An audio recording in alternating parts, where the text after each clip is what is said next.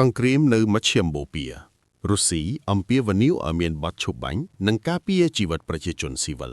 ថ្ងៃច័ន្ទទី2ខែមីនាប្រធានាធិបតីរុស្ស៊ីលោក Vladimir Putin បានទាមទារឲ្យមានបទឈប់បាញ់ជាបន្ត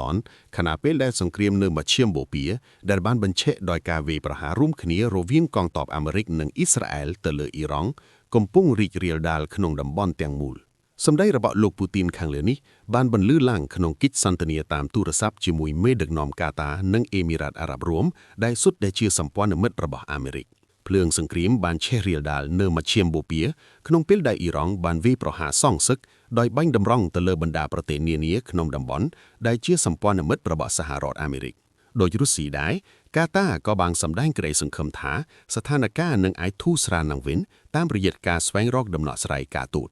ថ្ងៃច័ន្ទទី2ខែមីនាក្រសួងការបរទេសរុស្ស៊ីបានបរិហារចំពោះរាល់សកម្មភាពវាយប្រហារណាដែលអាចបង្កក្តីអន្តរាយដល់អាយុជីវិតប្រជាជននិងហេដ្ឋារចនាសម្ព័ន្ធស៊ីវិល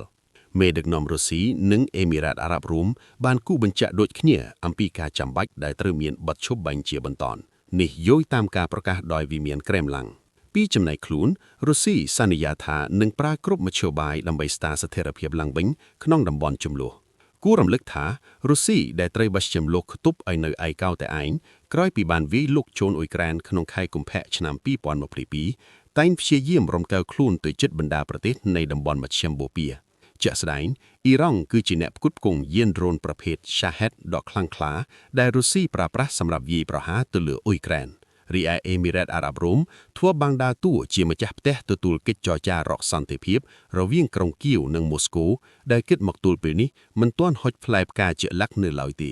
លើកយកមកនិយាយដោយអ្នកនាំពាក្យតាម Page សង្គមព្រឹត្តិការណ៍ Social Events